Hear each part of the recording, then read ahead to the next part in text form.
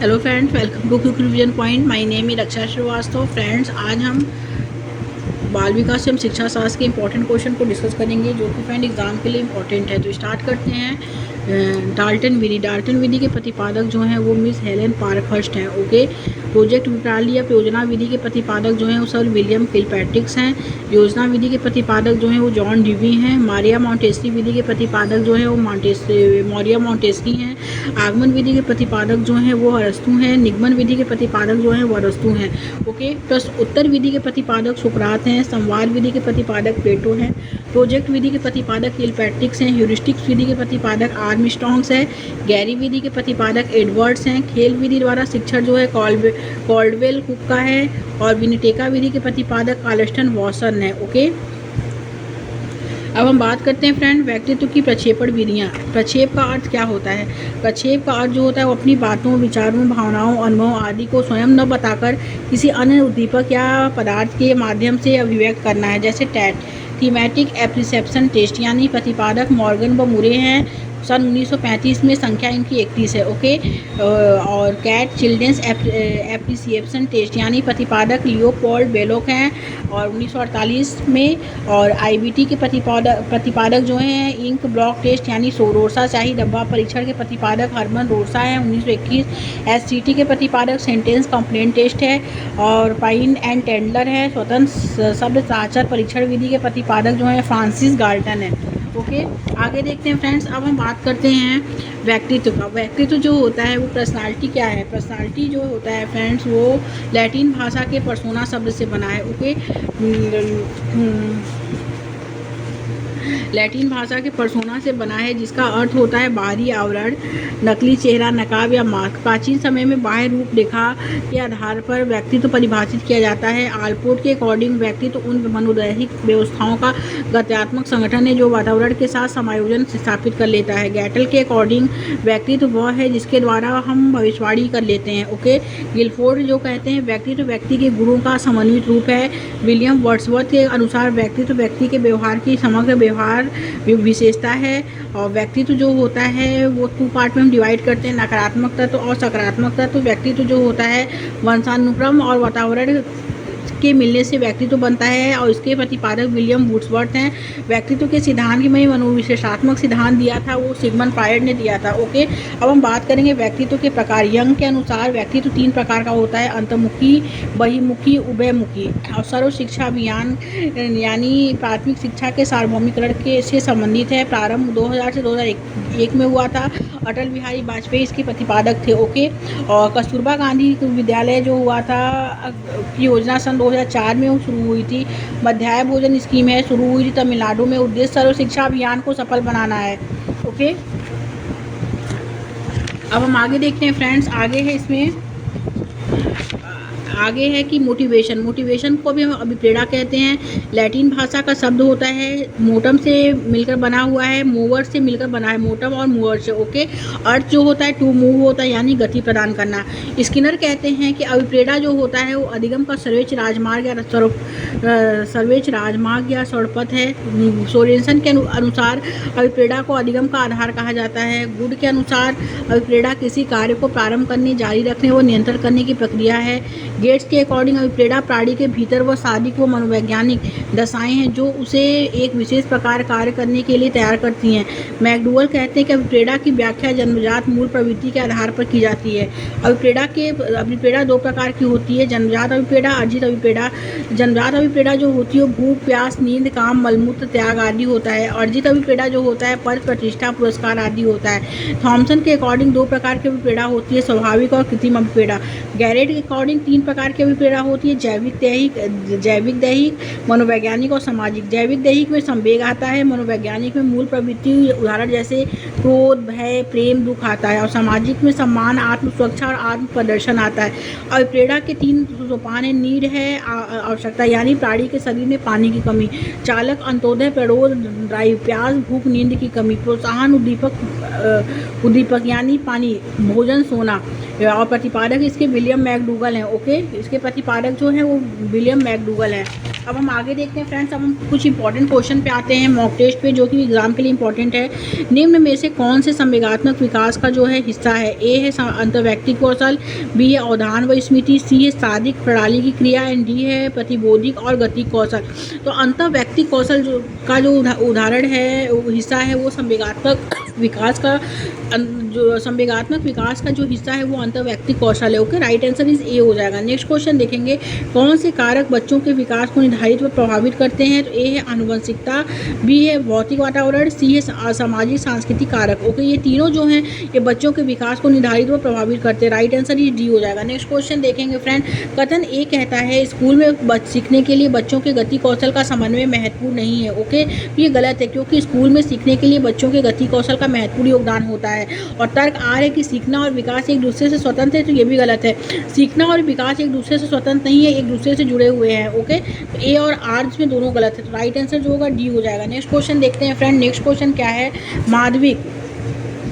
माध्यमिक स्कूल में परिवार व समकक्षों की बच्चों के विकास में क्या भूमिका है? ए है दोनों की कोई भूमिका नहीं है, बी है परिवार की कोई भूमिका नहीं है, समकक्षों की महत्वपूर्ण भूमिका है, सी है समकक्षों की कोई भूमिका नहीं है, परिवार की प्रमुख भूमिका है, डी है दोनों की अलग अलग महत्वपूर्ण परंतु महत्वपूर्ण भूमिका है। तो माध्यमिक स्कूल में परिवार व समकक्षों के बच्चों की विकास में क्या भूमिका है? तो दोनों की अलग अलग परंतु महत्वपूर्ण भूमिका है। Okay, right answer is D. Next question देखेंगे, एक विद्यार्थी शाब्दिक कथन के तर्क को बिना वास्तविक परिस्थिति से संबंधित किए विवेचित कर लेता है। पियाजे के अनुसार विद्यार्थी संज्ञानात्मक विकास की किस अवस्था में है? ए है औपचारिक संक्रियात्मक अवस्था, बी है पूर्व संक्रियात्मक अवस्था, सी है मूल संक्रियात्मक अवस्था, एंड डी है संवेदी संक्रियात्मक अवस्था।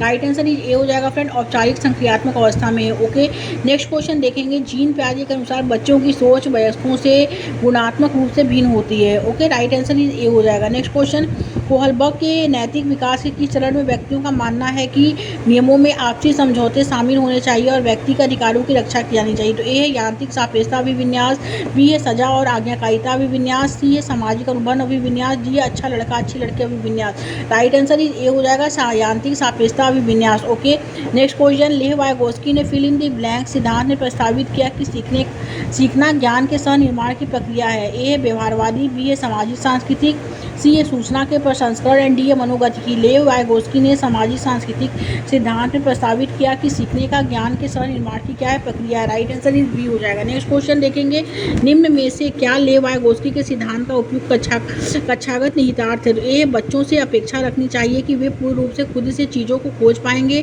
बी है बच्चों में वांछनीय व्यवहार को बढ़ावा देने के लिए उन्हें इनाम देने चाहिए, सी है बच्चों में वांछनीय व्यवहार को कम करने के लिए सजा देनी चाहिए, एंड डी है बच्चों का सीखने में मार्गदर्शन व सहायता करनी चाहिए। तो राइट आंसर इज डी हो जाएगा कि बच्चों का सीखने में मार्गदर्शन व सहायता करनी चाहिए। ओके, नेक्स्ट क्वेश्चन, रोमा जयप्रीत को एक क्रॉसवर्ड पहेली सुलझाने में संकेत व इशारे देकर मदद करती है जब तक जसप्रीत उसे करने में बेहतर न हो जाए। रोमा का धीरे धीरे कर अपनी मदद कर पाना निम्न में से किसका उदाहरण है? ए है पहाड़, बी है अनुकरण अधिगम, सी है बहुबुद्धि, डी है संज्ञानात्मक द्वंद्व। राइट आंसर ए हो जाएगा, पहाड़ का जो है उदाहरण है। ओके, नेक्स्ट क्वेश्चन, कथन ए कहता है एक प्रगतिशील कक्षा में शिक्षिका को होना चाहिए और बच्चों को नियंत्रण में रखना चाहिए, तो ये गलत है।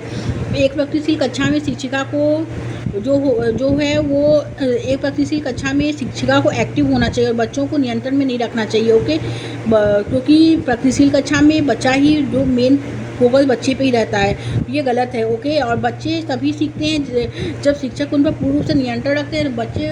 बच्चे इसमें जो है खुद से सीखते हैं, क्योंकि बच्चा ही मुख्य बिंदु होता है, बच्चा ही केंद्र है इसमें। ओके, ये दोनों गलत है। राइट आंसर ये डी हो जाएगा। नेक्स्ट क्वेश्चन देखेंगे friend, fill in the blanks वाले व्यक्ति अपने पूर्व ज्ञान के आधार पर संबंध बनाने में सक्षम होते हैं और विचारों के बीच वर्गीकरण, पैटर्निंग और संबंधों को गहराई से देख पाते हैं। तो ये है तर्क गणितीय बुद्धि, बी है साधी गति संवेदात्मक बुद्धि, सी है अंतर्वैयक्तिक बुद्धि, डी है भाषाई बुद्धि।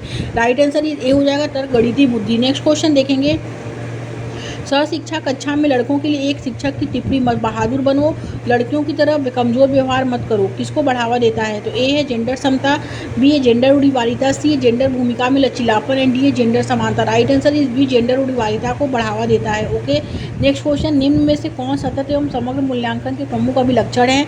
तो ए है इसमें इसका प्राथमिक उद्देश्य विद्यार्थियों का पृथकीकरण व नामीकरण है, तो ये गलत है। बी है सेकंड है यह शिक्षकों को अपनी शिक्षा शास्त्र पर मदद करने के अवसर देता है, यस ये करेक्ट है।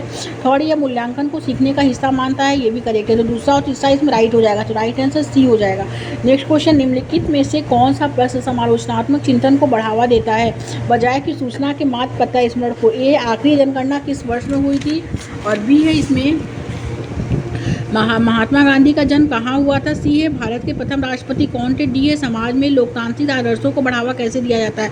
राइट आंसर डी हो जाएगा, समाज में लोकतांत्रिक आदर्शों को बढ़ावा कैसे दिया जाता है। ओके, आगे देखते हैं फ्रेंड। वंचित समूहों के विद्यार्थियों के समावेश को सफल बनाने के लिए शिक्षकों को अलग अलग प्रकार की गतिविधि के माध्यम से उनकी संस्कृति के विभिन्न पहलुओं को शामिल करना चाहिए।